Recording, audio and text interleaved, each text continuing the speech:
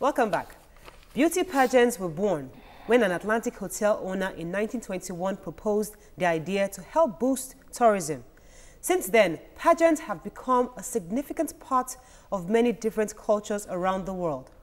The first beauty pageant in Nigeria held in 1957, and since then, many girls have been crowned queens representing different beauty competitions. A school of thought views that beauty pageant is an empowerment platform for young women, while another train of thought believes that these beauty pageants exploit women.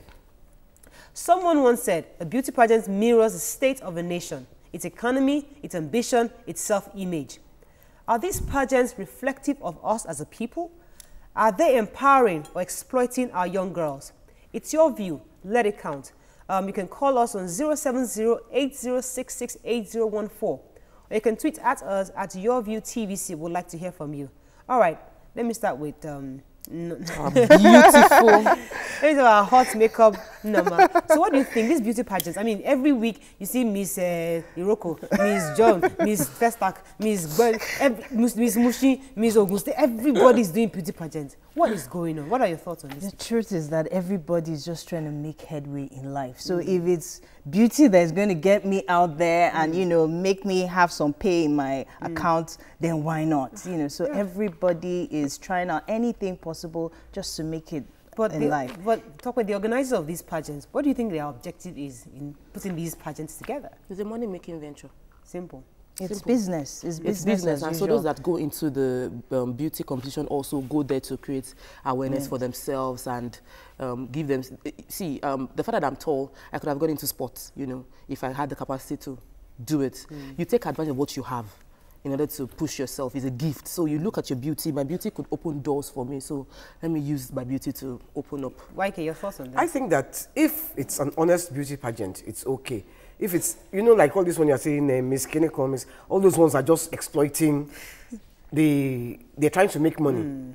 But when it's some, you know, they have, I have a niece that won a beauty pageant, and she drove her car for years. She won, and it helped her in life. She's a lawyer, she's also an actress, you know, so it helped her move on.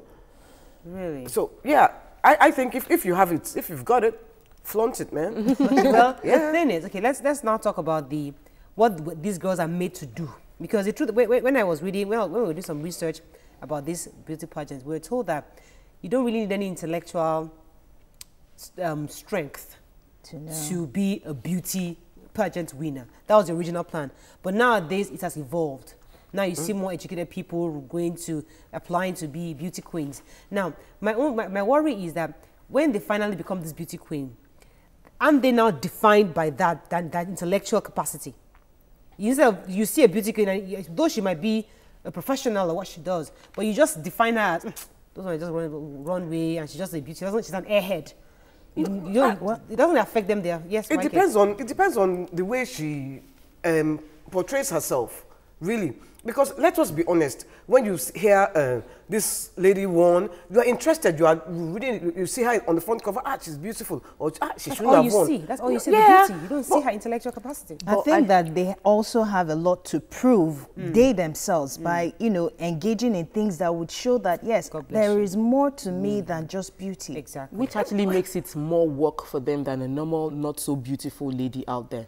Because if you're beautiful, people will then say, is her face. If you go and apply for a job, they feel that it's her face that got a job, not her head. But we've seen beauty pageant winners go on to be doctors, to be lawyers, politicians, successful in their field of interest. So it's a good thing that they're involving more than just beauty, but the brains. What of the ones that are not beauty queens that are dumb?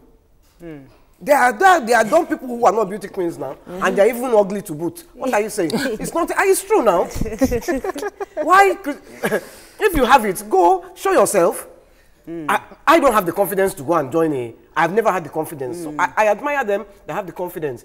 They're, like I said, bad pageants where they make the girls do bad things. Yes. I was coming to that because I've been involved in one where I will not mention names. The woman was very dishonest. May her soul rest in peace. But what she made the girls do was Now, I was getting to that because of the aftermath of becoming a beauty queen.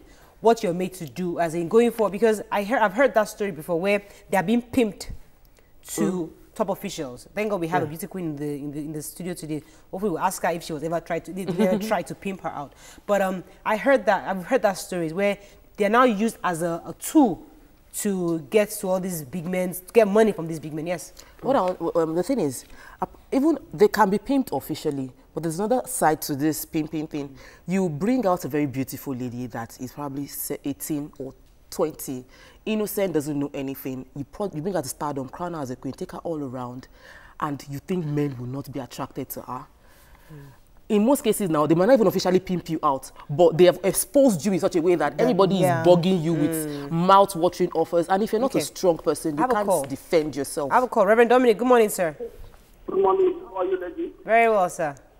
Please, I don't know if you can pardon me to use 2 minutes, talk about a beauty pageant and what is happening in Taraba State. Yes, go ahead. I know you wanted to talk about it the other day. Go ahead, please. Okay, please. In Taraba State, you represent the nature and the consciousness of Nigeria. Yes. In our education, in our infrastructure, it's incompatible. How could a person on earth see this man that was trying to recuperate from brain damage to force him to do all this? Please, when I went to Dubai for treatment, the doctor told me a brain damage is like a person who has a stroke. It doesn't get better, it grew worse.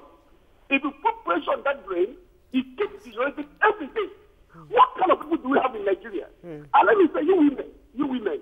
So this man has a wife who wants him to be at his side or to be a widow. This is what killed Jerusalem. If you're just not good to cower, you are just like their life today. Please, could somebody talk to this man in Taraba State to go and save his life? He has made money. He has been there for 6 years.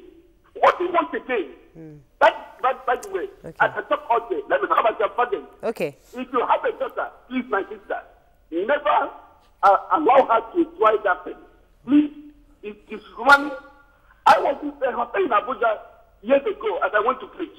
And these persons were using the hotel which I launched. If you see what men are doing to them, it's shameful, it's disgraceful. I don't know who is promoting that in Nigeria to expose our young ladies to stupid things in the name of beauty pageant. One came to me and said they have abused me sexually. Okay. Thank you so much, sir. Thank you for that.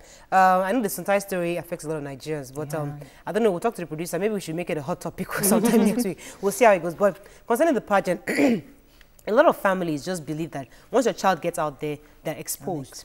And now, well, how the child interprets that exposure is dependent on how that child was brought up. Because a lot of young people are exposed to that kind of opportunities, and they know how they do it, they use it well. And some use it on the other side. And we've seen a lot of success stories. We've seen, what's her name? Oshinawa. Yeah, I mean, I don't know how successful that is, but she's still doing well. I mean, I know that's a good example. Please help me out here. But she's still relevant today somewhat. Mariah, there are mouth-watering offers. I'm telling you, it is a tough world out there. I did a little bit of modeling when I was much younger, and I had to run away from it because if you are a Christian, you want to maintain yourself. The kind of offers they throw at you, you will be so. It will take God to say no to them, and it's just better for you to just avoid that. Like what? No mistake. If you have a daughter, shield her from this. It's so much exposure that it takes a lot of. But it could, another side, well, let's talk to Emmanuel first. Emmanuel, good morning. Are you there? Good morning. Good morning, sir. Go ahead. I've been trying to reach you guys often. Okay. I've seen some of the program on YouTube. Okay. And I quite agree with some of the topics you people have heard in some of these times. Okay. But on beauty pageant issues, they have the positive side. I have seen the positive side of it and how it helped a lot of young girls in Nigeria and really put them up there, and today they can tell good stories of what they've done in their life. Exactly. But sometime last year, I actually witnessed a situation that made me to really want to change my mind concerning beauty pageant issues in Nigeria. I had a candidate that was competing for one of those beauty pageants you mentioned. Okay. And the organizers asked me to give money in order for this girl in question to get to at least top 5. And I'm not going to mention the amount of money they asked me to give, but they wanted me to pay. Yeah. And people were paying to get to that position. So that's on the credibility of these pageants. All right. Thank you so much, Emmanuel. The credibility. That's his, you know, it gives you a good start in, it can give you a good start in life if you have Platform. the right school done the right way. But I if think they paid, but if you are paying, like he's saying, I mean, which is the dishonest part. Yes. But that is Nigeria now. Everywhere. Everywhere. Politics, we are corrupt. This one, we are corrupt. That we see Nigeria now. but that doesn't make it right. Yes, no. For pageants as well, it's important that whoever goes into it has a good support base. If your family is there to support you, because most times some of these girls go out there and there's no support. So it's like, oh, I just have to do anything to get ahead. Yes. You know, but if you have the right people around you, they can shield you from some of the onslaughts. Very good. Because that makes you desperate, and that when things are thrown at you, you can easily succumb to those things. I have Shola on the phone. Good morning, Shola from IPAJA. Good morning, Good morning, sir. Go ahead. Sister Yenny, good morning. Good morning. So fire In today. fact, you are the real woman. You are the real African lady. And I like, you're a television person. Let me use that word. You never allow emotion to carry you away from the screen, and we really appreciate that. You're really giving us a good job here. Thanks. Really making us to feel the cooties at any time we look at you. I pray you always there, as long as God will. My desire is one day to see you. Shola, do you have a comment on the beauty pageant? I will. Please let me. You have 30 seconds. Yes. Okay, please. Okay, it's okay. Right. I hope you are not jealous. Oh, absolutely not. Please, YK is an asset. We love her. Please go ahead. It's okay. Go ahead. You know, there's no job. You can get anything. And where you have the good, you always have the bad. Yeah. Serious. Good morning. Good morning. All right, point taken. Very good. All right, we're going back to pimping of these ladies. Now, before you even get to pimping, when you make these girls wear these bikinis, you make them wear all these unnecessary revealing clothes, why wouldn't they be, why would they be pimped out? Because you're already, the woman you're talking about now, when I say, this woman, this girl can get me some correct funding from certain big wigs. I remember when Abani Darigo, you know, was crowned Miss World. When they came out in their bikinis and all, I couldn't help but notice that she was the only one who wore a full bodysuit. As in, I was so impressed that she took that so happy you said into that. consideration. I was like, wow, you see? that was she carried herself the well. only one. She carried herself because well. all these girls, I mean, even with the recent reality show that just ended, a lot of, I mean, I'm not trying to point at anybody, but a lot of people just project themselves. That's not the African culture. And the family, you know. Yes, go ahead. She said something about the family, about having good parental support. Like everything, there's good and the bad side. The family influence could be good, and it could also be a parents actually take you there to pimp you. The parents take you there so as to Let me pause you talk. We have NNAMDI on the phone. Good morning, NNAMDI. Are you there? Good morning. Good morning, sir. Good morning. Good morning, ladies. Good morning. Good morning. My personal opinion is that beauty pageants in Nigeria, like Miss Yenikuti said, majority of them are not done right. They're like platforms for pimping, prostitution. And that's the reality of it. You know, morality level in Nigeria is so low that young girls are being recruited into the sex trade through these platforms. Thank you. Thank you, NNAMDI. Okay, we have to round up because we have to bring in our celebrity guests. But stay with us. We'll be right back.